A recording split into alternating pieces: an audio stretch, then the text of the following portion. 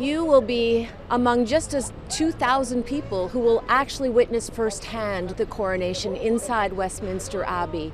What does that mean to you? To be part of Canada's official delegation to attend the coronation is really important and significant for our country, but also for myself and the Métis Nation specifically, to have Indigenous representation as a part of that official delegation. It signifies the relationship that we have with the Crown and a new pathway forward as we continue to move ahead.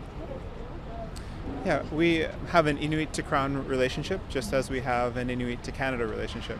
And to be able to be here on behalf of Canadian Inuit to celebrate the coronation of the King is, I believe, just the new way in which Canada is expressing itself to the world, which is inclusive of Indigenous self-determination within it. And so I'm very proud to be here as part of that and to celebrate His Highness, His Majesty. Now, you mentioned way forward. I mean, there's still a ways to go, is there not? What are you hoping will happen next in terms of furthering relations? So we began rebuilding our relationship with the King yesterday in our private audience with him. It was Canada's only private audience prior to His Majesty's coronation. And in meeting with the King, we started to build a relationship, started to talk about the priorities that we have as the Métis Nation and as Indigenous people in Canada, and finding ways that we can align our priorities to move forward together. So yesterday we started to build that relationship, and we are hopeful that that relationship will continue down the road with more meetings and finding different ways to move forward together. And how did he respond? Like, what specifically did you say and how did he respond? So we spent time getting to know one another, getting to talk about our individual Indigenous groups. So for me, specifically the Métis Nation, telling him the stories of the Métis Nation and what that specific relationship with the Crown has been and where we want that to go, what the priorities are that we're working on as a nation, and trying to find the alignment with the King's priorities, such as community development, the environment, cultural revitalization. And his reaction was quite positive. He was very open, sharing his priorities and the work that he has done in his past and trying to find that alignment with our priorities as well. It was a very productive and positive interaction. Do you think that he will be more aligned with what your hopes are than his mother was? I didn't have the opportunity so much to work with his mother. I'm newer to my position, and so now we're just looking ahead. We're looking to what we can do with the King, and he always has had an interest in Indigenous reconciliation. He has expressed that as recently as his trip to Canada when he was the Prince of Wales, in wanting to meet with Indigenous people and find out, what are the circumstances of Indigenous communities in Canada. And so for him to recognize that that's a priority and want to talk about that prior to his coronation signals that it will continue to be a priority for him after his coronation. Are you as hopeful? Well, we'll see. And this is maybe not quite as hopeful? Well, I think there's some realism in this as well. This is the start of a new relationship. Certainly, the Queen wasn't very hands-on when it came to the implementation of Indigenous people's rights in Canada. And we are hoping that His Majesty now will be a little bit more closely concerned with reconciliation and with ultimately the implementation of self-determination of First Nations, Inuit and Métis in Canada. This is a long road, and we're at the very beginning. We certainly have high hopes. There are a lot of very difficult conversations to have, along with the areas where I think we can jump in right away. There's scopes of work that we can do that don't require to go through the muddy waters of our colonial history, but certainly I have hope that we can get to all those conversations that are necessary to build a better relationship.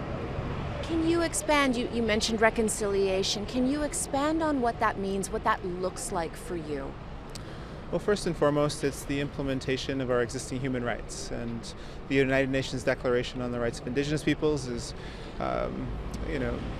now within legislation in Canada, but certainly there's a long way to go to realize the rights that are contained within that declaration. So they're not being actively honored. Is that what you're telling me? We're in the process of trying to find a way forward with Canada when Canada historically has not seen Indigenous people's rights as human rights. And now I think there is an awakening. We are trying to figure out how to amend legislation to create a new relationship. And with an Indigenous person as Governor General, Mary Simon now can play a critical role in bringing these reconciliation efforts directly to King Charles himself. And he will, when he thinks of Canada, have the opportunity to do positive work with us on reconciliation, and I hope that he takes us up on that offer. Do you think that this king will help move forward, will actually make a difference when it comes to Indigenous rights? I certainly hope so. He has talked about his affinity to Indigenous ways of knowing, the way in which we understand the environment, the way in which we bring our cultures into a vibrant global mosaic. And I do hope that then that extends to, very practically, the upholding of our existing human rights. I don't think that it's a stretch to imagine that he will be interested in that as well. And when you're sitting watching this historic moment, the 40th monarch to be crowned inside Westminster Abbey over the last almost 1,000 years, what will you be thinking of when it comes to your personal history? Well, for me, the crown has been a part of my life ever since I was a little child. In our communities, there was always Queen Elizabeth in people's homes, and we also had an understanding that the crown has made decisions that drastically impact our lives. And it's not just historically, but even up until today. And so being at the heart of that colonial institution and to witness it, it's still an education for me about the differences between my understanding of that as a child and even up into adult, and to really the way it expresses itself here in London. I'm pleased to be a part of the Canadian delegation, and I certainly bring that pride of being Canadian and being a part of the delegation, but also the difficulty of being an Inuk and an Indigenous person with so many different histories related to the UK, to Britain and the Crown.